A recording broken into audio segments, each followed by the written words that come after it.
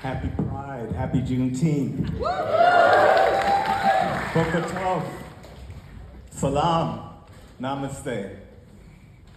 We are better together in all our differences. And I want to celebrate that today and just share a little bit about what's on my mind and what I am inspired by, which starts with each and every one of you being here in full passion, showing up as your full selves. I'm Robert Barry Fleming. I use they, them pronouns. I am coming off of a beautiful high, a celebration yesterday with our dear family Universes, celebrating with us in Louisville, Kentucky. And they inspired a number of things that I'm going to share in my connection with this topic. Provocations, manifestos, resistance, resilience, and joy. Thank you, Sandra. Indigenous and ancestral wisdom, decolonized narratives can and will liberate all of us, whatever our social location. Your children won't hate you for telling them the truth. They will thank you. Don't confuse your internalized oppression by projecting that out on someone else, especially those who are in your care. Sharing in this global, hybrid story circle, I know that our suffering in silence and disconnected loneliness can be transformed from that hopelessness, cynicism, and nihilism that makes us make easy choices into esperanza, hope, laughter. Having a sense of abundance, solidarity, social transformation, liberation through pertenencia, as Jesse offered around his preoccupation with concern. No one is outside of the circle of concern. No one. Working across the lines of differences, we know plurality is our strength. Conflict is not abuse, abuse is abuse. Conflating the identification of a harm in plain talk with the harm itself is the kind of gaslighting violence that is prevalent and ubiquitous and systemic and structural. None of us are free until all of us are free. Talk about a convergence.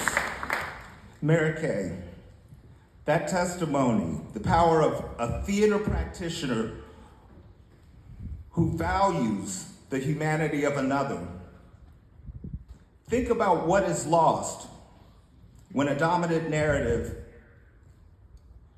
like that is so crucial, is lost because it's considered disposable.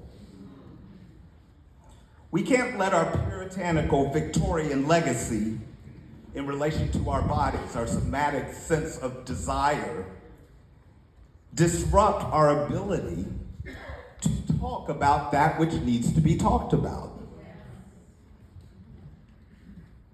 To that which necessitates our being connected with one another. We have systems that have continued in their sexual violence, their exploitation of the infrastructure, both cultural and physical, the lack of investment, that has impoverished us in a very comprehensive way. They're open secrets that need to be discussed and shared and commiserated, grieved, and then moved beyond. Resistance to ownership of our legacies in those spaces only prolongs the suffering, does not make space for transformation. So be thoughtful about the stories you're centering, investing in, and the artists that you are rooting your work in. If we root our work in our communities as an investment rather than thinking of that as an artistic excellence compromise, we may begin to see more illumination that is truly connected to the ancestral indigenous wisdom that has been appropriated and recycled, but without the spirit within. When the colonists met two-spirited folks like me, they were repulsed, they were stunned. Like so many of us in this room, we were not the ones who fit in. We did not have the proximity to that which made our stories and our experiences count. I stay curious now about what we might explore in this intersection of art and recovery, comprehensive health, wellness, social equity, best practices in philanthropic relationship to money. Can we also encourage our partners in those spaces to consider their somatic relationship with that which sometimes overcompensates and creates a power differential that does not allow us to work in partnership for a public good like our regional theaters? I'm very privileged to be able to serve in a leadership role that gives me a chance for some self-reflection, meditation on preventable harms, that supports ongoing healing, leads to full flourishing. We're privileged to be the storytellers that radically welcome those who have not radically been welcomed to this ancient ritual, this ancient discourse, this opportunity to be together in space and share our humanity.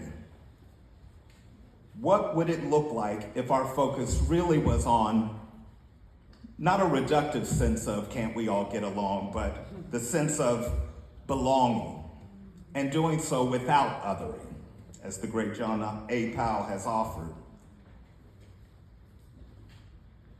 James Baldwin comes to mind when I think, mira, lo que hace una persona, no solamente lo que dice. Where is that gap between what we say and what we do? And what has that looked like historically? What does that look like today?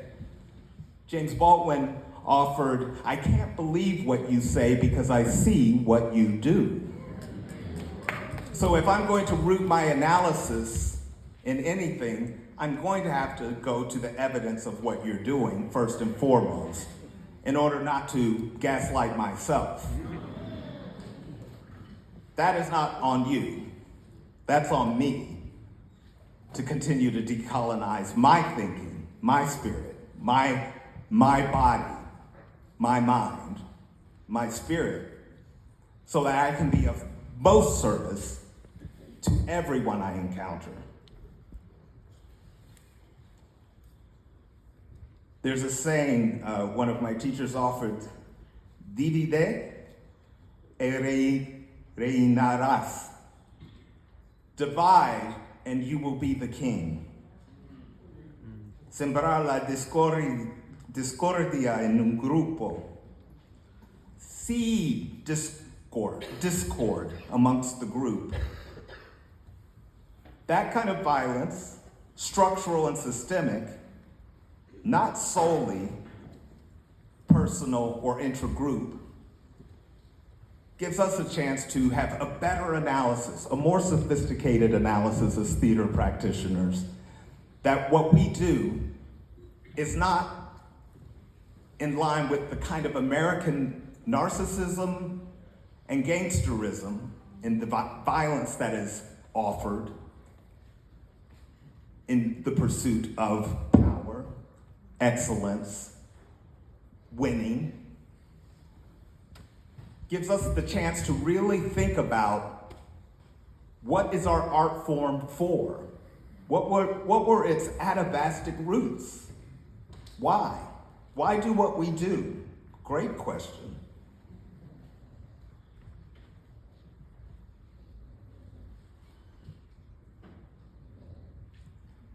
Watching and seeing if your proximity to lo blanco, lo patriarcal, la riqueza, la propiedad privada, la heteronormatividad, whiteness, maleness, wealth,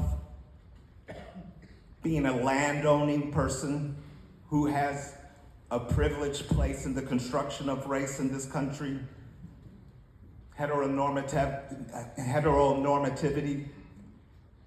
These are all constructed. They have nothing to do with our natural relationship to one another, because no one is outside of the circle of human concern. Equity, for those who have had unearned privilege, will feel like oppression, but feelings are not facts. We have data, we have history.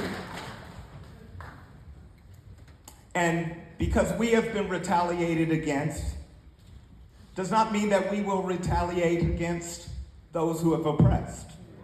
So bookmark that expectation. No one is outside of the circle of human concern. We're all here and we're all going to be here. So what do we want to do together? What do we want to build together? And how can we build that if we are editing and curating the narrative in a way that only serves the most fragile parts of who we are, as opposed to the most heroic and brave parts? Because we all have both and more. We contain multitudes.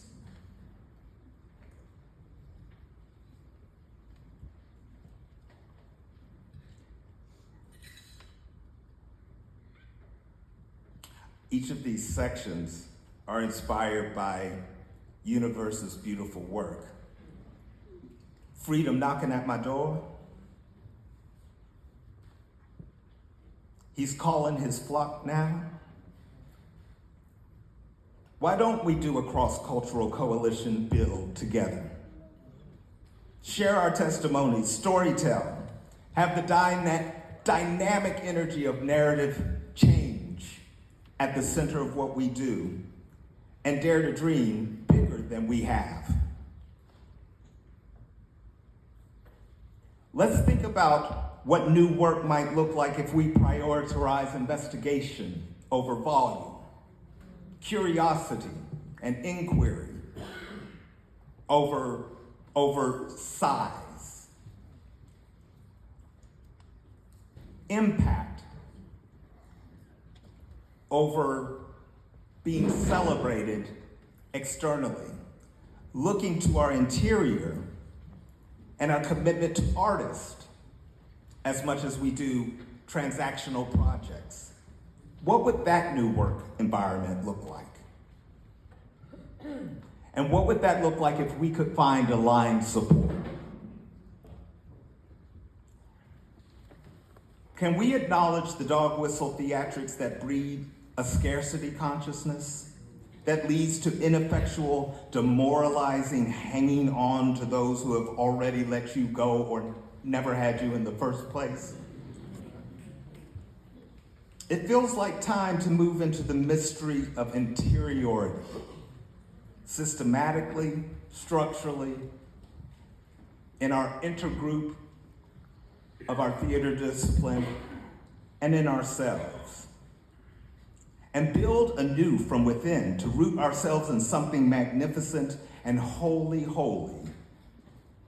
manifesting without. I thank you for your time. I thank you for your passion. I thank you for your love of a discipline that saved me and so many of you in this room, I know. We share that.